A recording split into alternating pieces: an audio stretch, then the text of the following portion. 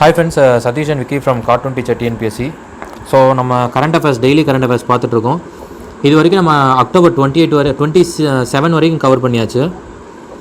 So 28, 29, 30, 31 4 நாள் தான் இருக்குது. அதை இன்னும் 2 டேஸில் பேரலாக அதையும் கவர் பண்ணிடலாம். பட் இருந்தாலும் இது பெண்டிங் ஆகிடக்கூடாது. நவம்பர் ஸ்டார்ட் ஆகிடுச்சு, பெண்டிங் ஆகிடக்கூடாதுன்றதுனால நவம்பர் 1 ஸ்டார்ட் பண்ணியாச்சு. ஸோ அக்டோபரில் ஒரு 4 நாள் பெண்டிங் இருக்குது. அதை ஒரு 2-3 டேஸில் கவர் பண்ணி முடிச்சிடலாம் அதையும் சேர்த்து.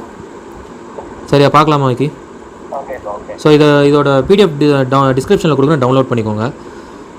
பார்த்துடலாமா? ஸோ ஃபஸ்ட்டு ஆஸ் யூஷுவல் என்ன டெத்தில் பாரு. சீன் கானரி, இவர் யாருன்னா ஸ்காட்லாண்டை சேர்ந்தவர். இதுதான் வந்து ஜேம்ஸ் பாண்ட் படத்தில் நடித்தவர். ஃபஸ்ட்டு ஜேம்ஸ் பாண்ட் படம் 1962 வந்தப்போ நடித்தவர் இவர் தான். சரியா, இவருக்கு வயசு இப்போ 90, இறந்துட்டார். ஸோ இப்போ கடைசி பார்ட்டில் வந்து நடிக்கிற டேனியல் கிரேக்.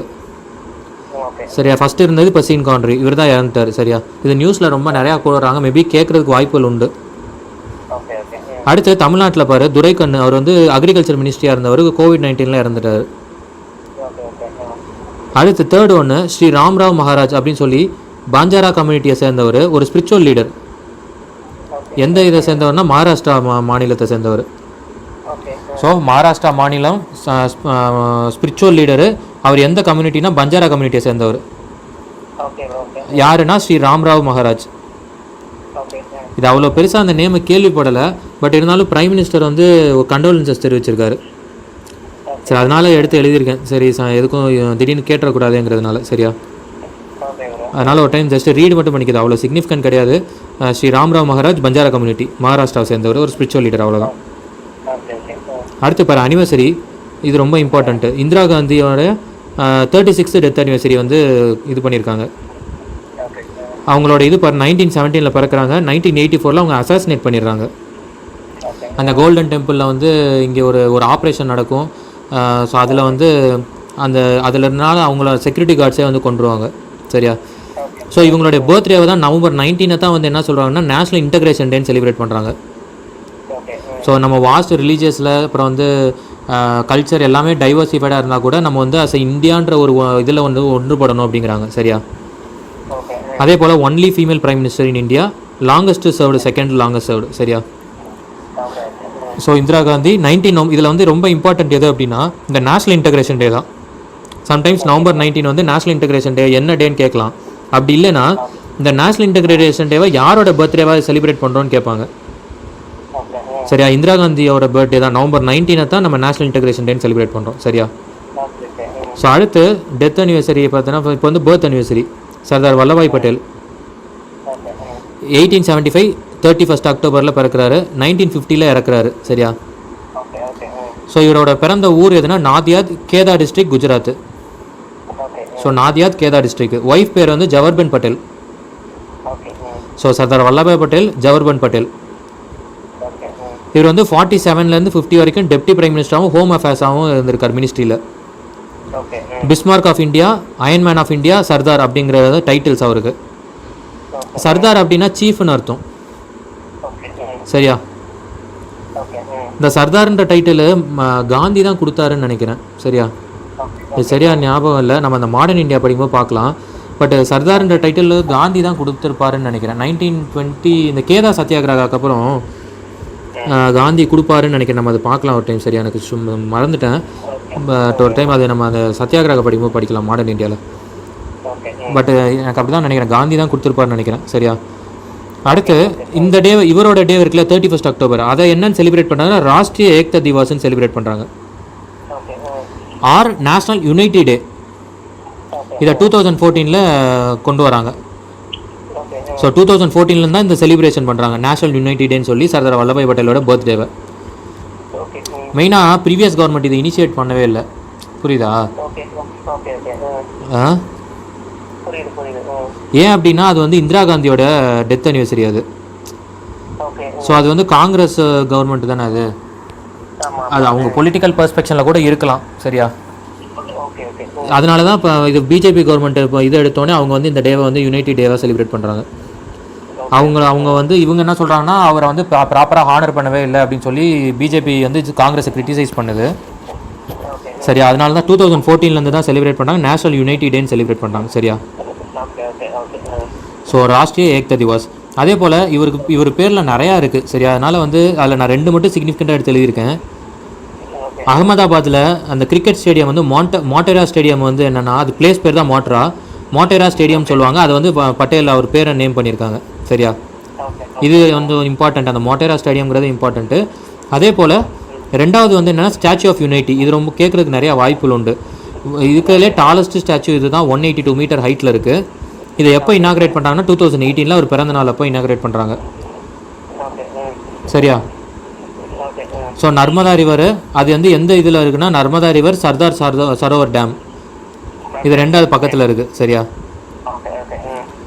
இப்போ தான் நேற்று படித்தோம் இல்லையா கரண்ட் அஃபேர்ஸில் அந்த ஒரு நேற்று நீ இல்லை, நான் ஆக்சுவலி நான் அது கிளாஸ் எடுத்தேன். அது என்னென்னா இந்த இது ஒரு சின்ன ஒரு சீ பிளேன் வந்து ரெடி பண்ணியிருக்காங்க. 5 சீ பிளேன் வந்து கெவாடியா, இது எங்கே இருக்குன்னா கெவாடியாவில் இருக்குது சரியா. சபர்மதி ரிவர்லேருந்து கெவாடியா வரைக்கும் இந்த சீ பிளேன் ப்ராஜெக்ட் வந்து அனௌன்ஸ் பண்ணிக்கலாம். அது ஒரு டூரிசமை பூஸ்ட் பண்ணுறதுக்காக அந்த ரிவர்லேயே அது ட்ராவல் பண்ணும் சரியா. அது நேற்று தான் பிரைம் மினிஸ்டர் ஹாய்ஸ் அதை இனாக்ரேட் பண்ணி அவரே ஃபஸ்ட்டு டைம் அதில் ட்ராவல் பண்ணியிருக்காரு, உட்காந்து ட்ராவல் பண்ணார் சரி. அதோட காஸ்ட் வந்து 4000 நினைக்கிறேன் பெர் ஹெட்டு சரியா. ஸோ அடுத்து பார் 4th டிஃபென்ஸ். இது வந்து வர்றதுக்கு நிறையா வாய்ப்புகள் உண்டு இந்த டைம் கொஸ்டின்ஸில். ஏன்னா நம்ம நிறையா பார்த்துட்டு இந்த மலபார் எக்ஸைஸில். ஸோ இந்த விசாகப்பட்டினத்தில் வந்து ஃபேஸ் 1 நடக்க போகுது. யார் பார்ட்டிசிபேட் பண்ண போகிறா அப்படின்னா USA, ஆஸ்திரேலியா, ஜப்பான், இந்தியா. இது 4. ஜப்பான் இந்த டைம் தான் ஆஸ்திரேலியாவுக்கு இன்விடேஷன் கொடுத்து அதை அக்செப்ட் பண்ணிட்டாங்க.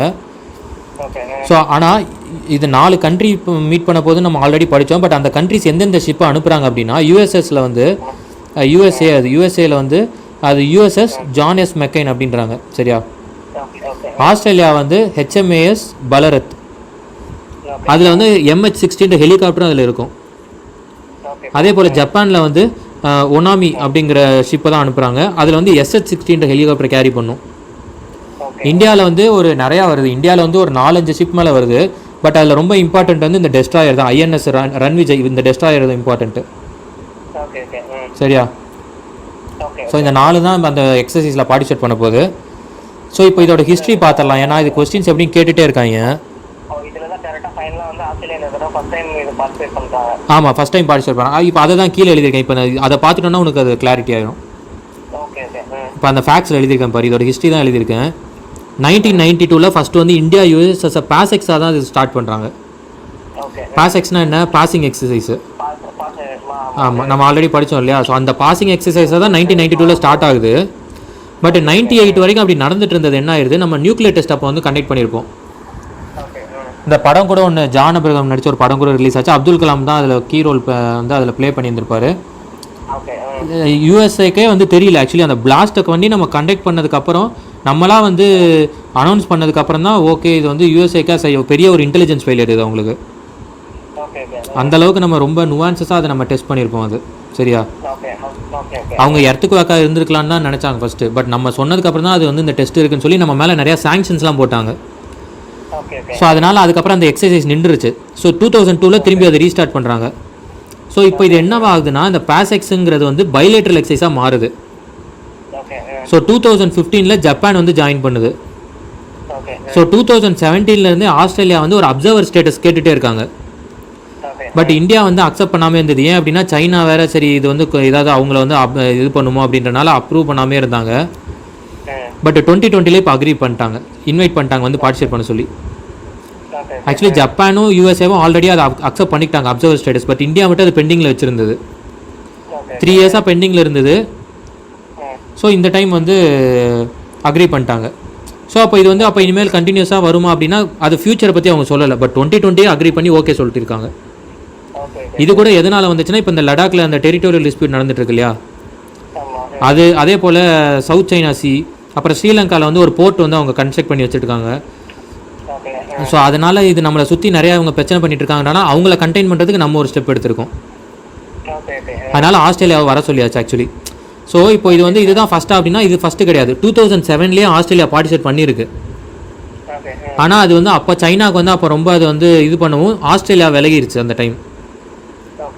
அவங்க வந்து அப்போ அதிருப்தியை தெரிவிச்சாங்க சைனா அப்படின்னோடனே. சரி டக்குன்னு ஆஸ்திரேலியா சரி வேணான்னு சொல்லி வெளியே போயிட்டாங்க.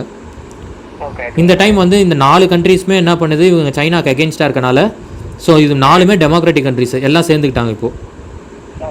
புரியுதா? இப்போ இந்த ஹிஸ்ட்ரி புரியுதுல்ல? இப்போது இதில் வந்து நம்ம என்ன டிவைஸ் யூஸ் பண்ணுறோம் ஒன்று அப்படின்னா சென்ட்ரிக்ஸ் அப்படின்ற ஒரு டிவைஸ் ஒன்று யூஸ் பண்ண போகிறோம். அது என்ன அப்படின்னா என்கிரிப்டட் கம்யூனிகேஷன் கிட்ட. அது இதை வந்து யார் கொண்டு வந்திருக்கா அப்படின்னா யூஎஸ்ஏ கொடுக்குறது நமக்கு.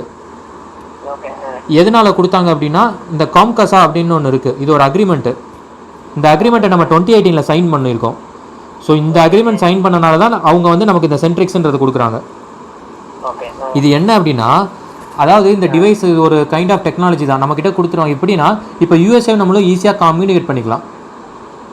அவுட் சைட் பார்ட்டிஸ் அதை என்கிரிப்ட் பண்ண முடியாது, அதுக்காக பண்ணதான் ஒரு என்கிரிப்ஷன் கம்யூனிகேஷன் டிவைஸ் தான் அது. ஈஸியாக அதை டீகோட் பண்ண முடியாது. அந்த டிவைஸ் வந்து நமக்கு கொடுத்துருக்காங்க யார்? யூஎஸ்ஏ. எதனாலனா இந்த கம்கசாவை நம்ம சைன் பண்ணியிருக்கோம், அதனால தான் கொடுத்துருக்காங்க. புரியுதா? ஸோ அடுத்த செகண்ட் பாரு, புல்வாமா அட்டாக்கு. ஆக்சுவலி இந்த புல்வாமா அட்டாக் வந்து இந்த நியூஸ்க்கு ரெலவெண்ட் கிடையாது. பட் இருந்தாலும் இந்த சர்தார் வல்லபாய் பட்டேல் அந்த பர்த் அனிவர்சரிக்காக பிரைம் மினிஸ்டர் மோடி வந்து ஒரு ஸ்பீச் கொடுத்துருப்பாரு. அதில் வந்து இந்த புல்வாமா அட்டாக்கை பற்றி அவர் பேசியிருப்பார். ஸோ அதனால் எழுதியிருக்கேன். சம்டைம்ஸ் அந்த புல்வாமா அட்டாக் எந்த பிளேஸில் நடந்துச்சுன்னு கேட்கலாம். சரியா? ஸோ பிளேஸ் வந்து எங்கன்னா லெத்போரா. இந்த பிளேஸ் வந்து லெத்போரா, புல்வாமா டிஸ்ட்ரிக்ட், ஜம்மு அண்ட் காஷ்மீர். என்ன அந்த புல்வாமா அட்டாக்னா என்ன, அந்த கான்வாய் போயிட்டு இருந்தது, மிலிட்ரி பர்சனல்ஸ் இருக்காங்க இல்லையா, அந்த கான்வாய் வந்து ரோட்டில் போயிட்டு இருக்கும்போது ஒரு காரில் வந்து சூசைட் பாம்பர் என்ன பண்ணிப்போம் வந்து இதை வந்து இடிச்சிருவோம். இடிச்சு அது பிளாஸ்ட் ஆயிரும். எங்கே? ஜம்மு ஸ்ரீநகர் ஹைவேல. எப்போ நடந்ததுன்னா போன வருஷம் 2019 பிப்ரவரி மாதம் நடந்தது. சரியா? லவர்ஸ் டே இப்போ பிப்ரவரி 14 தானே? அதான் 14 அப்போ தான் அது ஞாபகம் வச்சுக்கோ. அதுனா ஈஸியாக நமக்கு தெரிஞ்சிடும். சரியா? ஸ்ட்ரைக் ஆயிடுச்சு. இன்கேஸ் இது கேட்க மாட்டாங்க, இருந்தாலும் டக்குன்னு டேட்டை கேட்டாங்கன்னா பிப்ரவரி 14 2019 நடந்தது, போன வருஷம்.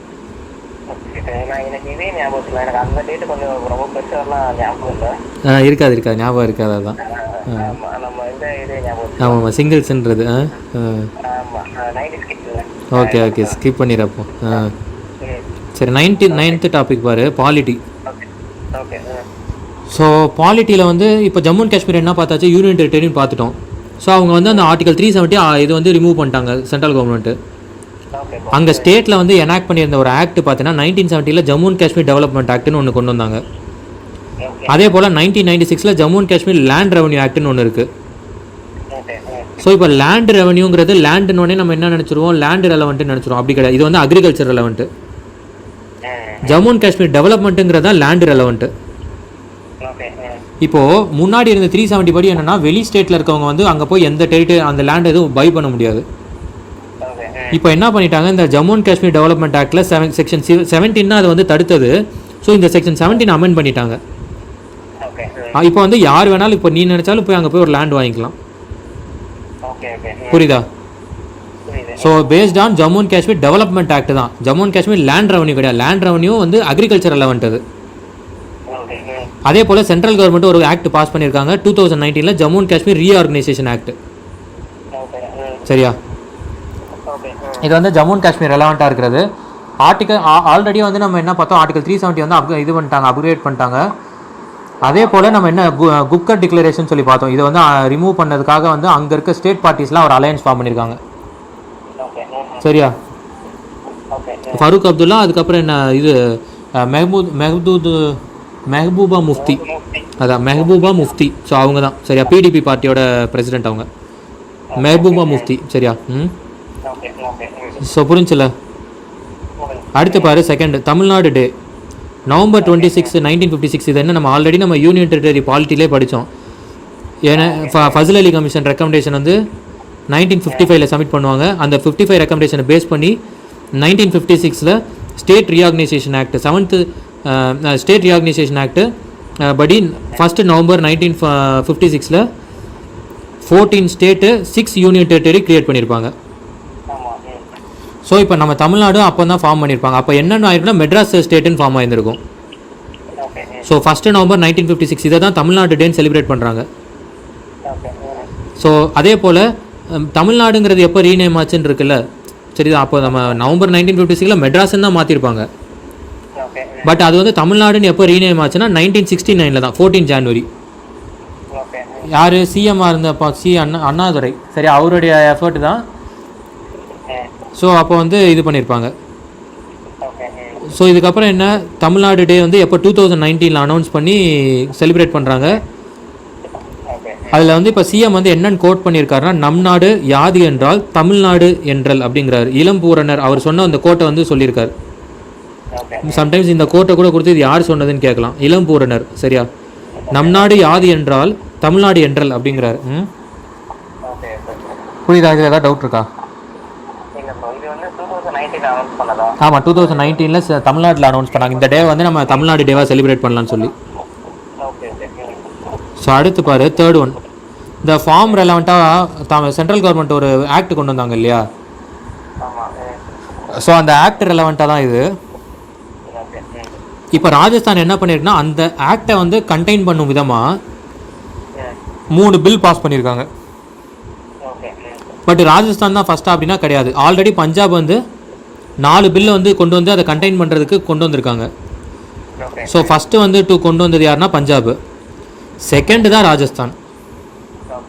ஸோ இதுக்காக தான் என்ன பண்ணாங்க, அந்த ஃபுட் ப்ராசஸிங் டெக்னாலஜியில் இருக்கக்கூடிய மினிஸ்ட்ரி அந்த ஹெட் பண்ண அந்த விமன், அவங்க யார், அதை ஷிரோமணி அகாலிடால், அந்த பார்ட்டியை சேர்ந்தவங்க வந்து ரிசைன் பண்ணிட்டு போயிட்டாங்க, அந்த இடத்த ரிசைன் பண்ணிட்டாங்க. ஸோ புரியுதா?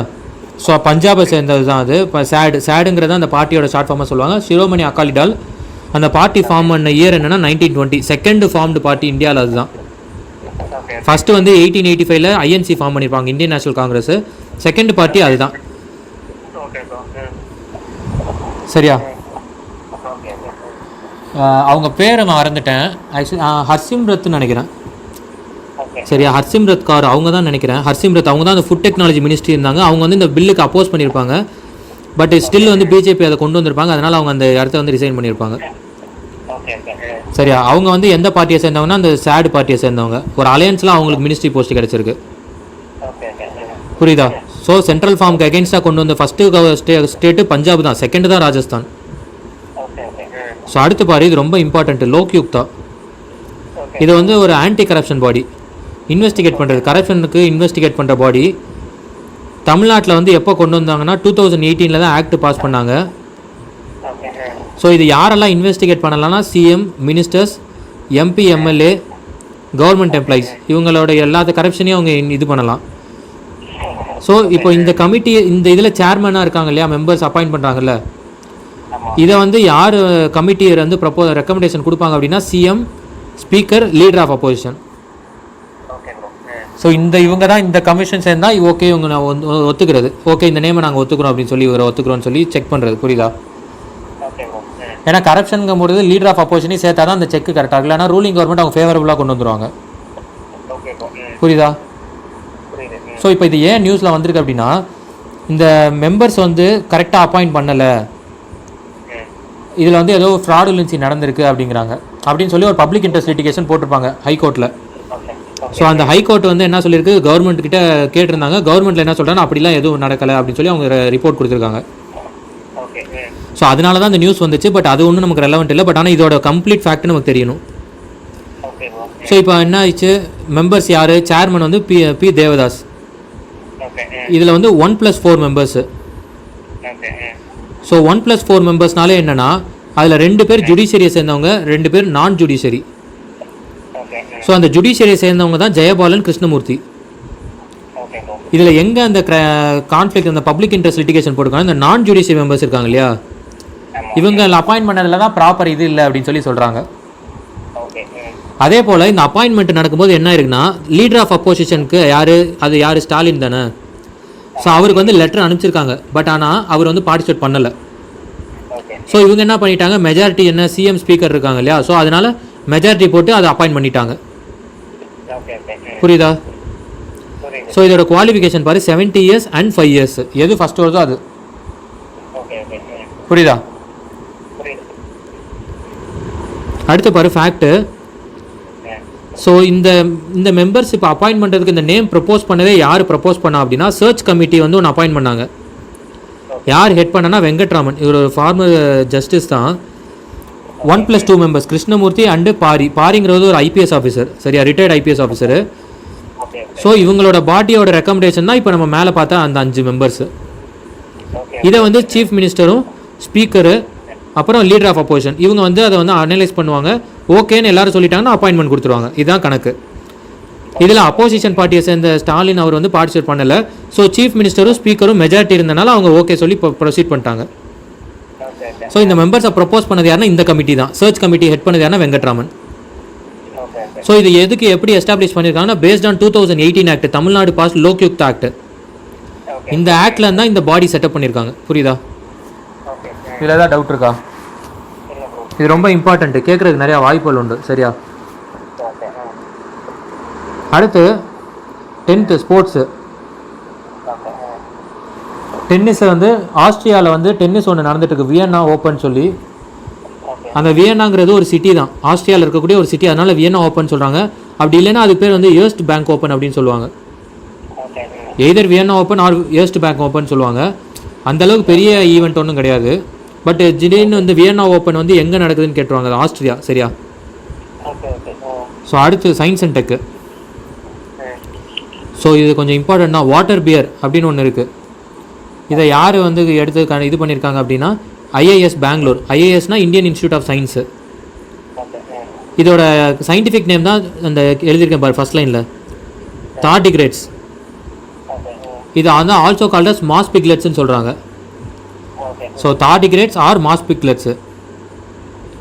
ஸோ இது வந்து காமனாக சொல்கிறது வாட்டர் பியரு.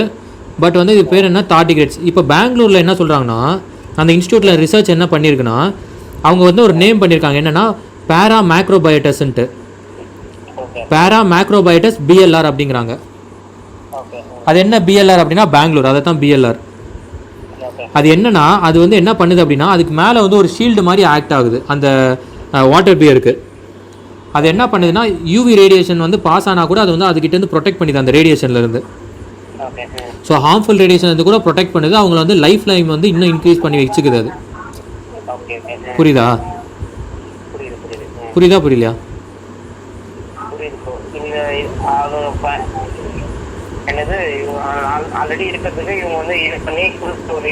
ஆமாம், ஒரு ஸ்ட்ரெயின் அது மேலே வந்து ஒரு லேயர் இருக்குது. அந்த லேயர் தான் அவங்க என்ன சொல்கிறாங்கன்னா பேரோ மைக்ரோபயோட்டஸ் பிஎல்ஆர் அப்படிங்கிறாங்க. அந்த ரிசர்ச்சில் கண்டுபிடிச்சிருக்காங்க. அது என்ன ஆகுதுன்னா அந்த UV radiation harmful radiation pass ஆனால் கூட அதை வந்து அதை அஃபெக்ட் பண்ண மாட்டேங்குது. புரியுதா? ஸோ இப்போ வந்து ஃபேக்டில் வந்து நான் அடிஷ்னல் ஃபேக்ட் எடுத்து எழுதியிருக்கேன்.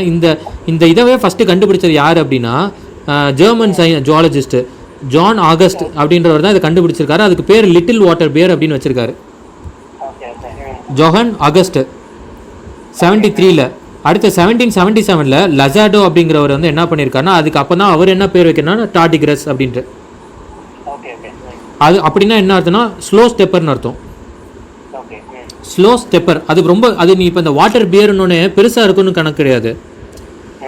அந்த எழுதியிருக்கேன் பார் செகண்ட் லைனில் பார், மைக்ரோஸ்கோபிக் அனிமல், ரொம்ப சின்னதாக இருக்கும் அது. புரியுதா? பியர்னோடனே நம்ம என்ன கணக்கு உடனே டக்குனு பெரிய அனிமல் போல நினச்சோம். அப்படி கிடையாது, ரொம்ப சின்னது அது. சரியா? அதான் மைக்ரோஸ்கோபிக் அனிமல். அது நான் சொல்ல மறந்துட்டேன், 2வது பாயிண்ட்ல இருப்பார் மைக்ரோஸ்கோபிக் அனிமல். ஸோ அதனால தான் இங்கே பார் அதோட பேர் பார் லிட்டில் ஸ்லோ ஸ்டெப்பர்னு இருக்காரு. அது அந்த டார்டிகிரேடஸ் அப்படின்னா அதுக்கு என்ன மீனிங்னா ஸ்லோ ஸ்டெப்பர்னு அர்த்தம். சரியா? அது இப்படியே சின்ன இப்படியே பொறுமையாக தான் அது நடக்கும். புரியுதா? அடுத்து செகண்ட் பார் பேட்ஸு. வவ்வால் இருக்கு இல்லையா, பேட்டு. இது எதுக்கு ரெலவெண்ட்டாக எதாவது எடுத்து எழுதியிருக்கேன். இது சம்டைம்ஸ் கொஸ்டினில் கேட்கலாம். என்னன்னா இப்போது ஒரு வவ்வால் வந்து அதுக்கு உடம்பு சரியில்லைன்னு வச்சுக்கேன், அது என்ன பண்ணும் அப்படின்னா அதுவே வந்து தன்னை ஐசோலேட் பண்ணிக்குமா. அதாவது கூட்டத்துக்கு போய் சேராதான். புரியுதா? அதுவே அந்த டிஸ்டன்சிங் மெயின்டைன் பண்ணிக்கும், ஃபிசிக்கல் டிஸ்டன்சிங் பாரு. ஸோ அந்த வவ்வால் கூட எவ்வளோ இது இருக்குது அப்படின்றத பற்றி சொல்கிறாங்க. அது ஆக்சுவலி ஒரு இது. அதே போல் நல்லா இருக்கிறதும் சேராதான், உடம்பு சரியில்லாததும் அதுவே போகாதான். புரியுதா? நான் பாதிக்கப்பட்டேன் அப்படின்னா நானே போய் சேர மாட்டேன். அது இல்லாமல் ஆரோக்கியமாக இருக்கிறவங்களும் நம்ம என்கிட்ட வரமாட்டாங்க. அவங்களே ஒரு டிஸ்டன்ஸ் மெயின்டைன் பண்ணிக்கிறாங்க. புரியுதா? ஸோ மேபி கேட்கலாம் ஃபிசிக்கல் டிஸ்டன்சிங் மெயின்டைன் பண்ணுற இது எது அப்படின்னு சொல்லி கேட்கலாம். பேட்ஸு. சரியா? அந்தளவுக்கு இம்பார்ட்டன்ட் இல்லை, பட் இருந்தாலும் ஜஸ்ட்டு தெரிஞ்சுக்காது, திடீர்னு கேட்டுருவாங்க. ஸோ அடுத்து பாரு தேர்ட் ஒன்று, இதுவும் கொஞ்சம் இம்பார்ட்டன்ட் ஆக்சுவலி. மிஸ் சி அப்படிங்கிறாங்க. இது வந்து கோவிட் ரெலவெண்ட்டு, அதனால் கொஞ்சம் இம்பார்ட்டன்ட்டு. இது வந்து தமிழ்நாட்டிலையும் கொஞ்சம் நிறைய வந்திருக்கு. மிஸ்ஸுங்கிறது ஒரு டிசீஸ் தான் அது. அந்த டிசீஸ் யாரை தாக்குது அப்படின்னா சிங்கிறது childrens. Multi system inflammatory syndrome அதான் மிஸ்ஸுங்கிறது. Multi system inflammatory syndrome in childrens, அதோட ஷார்ட் ஃபார்ம் தான் மிஸ் சி. இது வந்து என்ன ஆகுதுன்னா யாரை பாதிப்புள்ளாக்குதுன்னா கோவிட்ல பாதிக்கப்பட்டவங்களாம் இருக்கலாம். அப்படி இல்லை அப்படின்னா கோவிட் பாதிக்கப்பட்டு யாராவது இருப்பாங்க இல்லையா, அவங்க கூட வந்து குழந்தைகள் ஏதாவது இருந்துச்சுன்னா அந்த குழந்தைங்களுக்கு இந்த மிஸ்ஸி டைரெக்டாக வந்துடுது. சரி, அதாவது என்னென்னா ஒரு மாதிரி இன்ஃப்ளமேஷன் ஃபார்ம் ஆகும் பாடிக்குள்ளே, அதுதான் சில்ட்ரன்ஸ்க்கு வந்துடுது. அதில் வந்து இறந்துடுறாங்க. ஆக்சுவலி நான் திருப்பூரில் இறந்துருக்காங்க குழந்தைகள். ஸோ அதனால் அதுவும் நம்ம தமிழ்நாட்டிலே இது நடந்திருக்கனால சரி இருந்தாலும் எழுதியிருக்கேன். சரியா? ஸோ இது COVID-19க்கு கூட ரெலவெண்ட் தான். அந்த மாதிரி இருக்கக்கூடியவங்களுக்கு தான் அது பாதிப்புள்ளாக்குது. புரியுதா? ஸோ அதனால் கொஞ்சம் இது இம்பார்ட்டன்ட் தான். ஸோ அடுத்து பாரு 14th ஜியாகிரஃபியில் டர்க்கியில் வந்து ஒரு எர்த்குவேக் வந்திருக்கு. எவ்வளோ பதிவாயிருக்குன்னா 6.9 ரிக்டர். மோஸ்ட்லி இதை கேட்க மாட்டாங்க, பட் இருந்தாலும் ரீசெண்டாக எங்கே எர்த்குவேக் நடந்துச்சுன்னா டர்க்கி 1. ரெண்டாவது எவ்வளோ பதிவாயிருக்கு 6.9 2. மூணாவது இதோட மெஷர்மெண்ட் என்னென்னா ரிக்டர் ஸ்கேலுன்னு சொல்லுவாங்க. ஸோ இப்போ நம்ம பார்த்தது எதுவுமே இம்பார்ட்டன்ட் இல்லை. மேபி இந்த ஃபேக்ட்ஸில் உள்ளது வேணால் கேட்கலாம். என்னென்னா இந்த ரிக்டருங்கிறதே யார் கண்டுபிடிக்கிறா அப்படின்னா சார்ல்ஸ் எஃப் ரிக்டர் 1935. அது அவரோட பேர் தான் இந்த ரிக்டர் ஸ்கேல்னு சொல்லி கொண்டு வந்துட்டாங்க. ஏன்னா ஜியாகிரஃபியில் ஒரு டாபிக் இருக்குது, டிசாஸ்டர் இது ஒரு டாபிக் இருக்குது. ஸோ அதனால் இந்த எர்த்குவேக் ரெலவெண்ட்டாக நம்ம படிக்க வேண்டியிருக்கும். அதில் இந்த ரிக்டர் ஸ்கேலு கண்டிப்பாக அது யாருன்னு பார்த்தா சார்ல்ஸ் எஃப் ரிக்டர் 1935. அதனால் அந்த நியூஸ் எடுத்து எழுதியிருக்கேன். ஜஸ்ட் ரீட் பண்ணிக்க, இது இம்பார்ட்டன்ட் இல்லை, ஜஸ்ட் ரீட் பண்ணிக்க. ஸோ 6.9 ரிக்டர் வந்து டர்க்கியில் பதிவாயிருக்கு. சரியா? புரியுதா? ஸோ அதனால் இதை ஃபுல்லாக படிச்சிரு. சரியா? இதில் நிறையா இம்பார்ட்டன்ட் இருக்குது. சயின்ஸ் அண்ட் டெக்கு படிச்சிரு. வேறு என்ன பாலிட்டி ரெலவெண்ட்டாக இருக்கிற 4 படிச்சிரு, ரொம்ப இம்பார்ட்டன்ட்டு. அடுத்து டிஃபென்ஸில் இந்த மலபார் எக்ஸைஸ் கண்டிப்பாக படிக்கணும், அது படிச்சிரு. அப்புறம் வல்லபாய் பட்டேலை நல்லா படிச்சிரு. ராஷ்ட்ரிய ஏக்தா திவாஸ் வந்து யாரோட பர்த்டேன்னு சொல்லி கேட்கலாம். சரியா? ஸோ அது இம்பார்ட்டன்ட்டு. அப்புறம் இந்த டெத்தை படிச்சிரு. சரியா? டெத்தில் ஃபஸ்ட்டு ஒன்று தான் இம்பார்ட்டன்ட். ரெண்டாவது துரைக்கண்ணும் கேட்க மாட்டாங்க, ஸ்ரீ ராமராவ் மகாராஜும் வராது. அந்த ஃபஸ்ட்டு இருக்காது பற்றியா, அந்த சீன் கான்ட்ரி ஜேம்ஸ் பாண்டு, இது கொஞ்சம் இம்பார்ட்டன்ட். சரியா? ஸோ இதை படிச்சிரு. இப்போயே நம்ம இந்த நவம்பர் 2 எழுதிட்டேன். ஸோ அதையும் இன்னையோட கவர் பண்ணிடலாம்.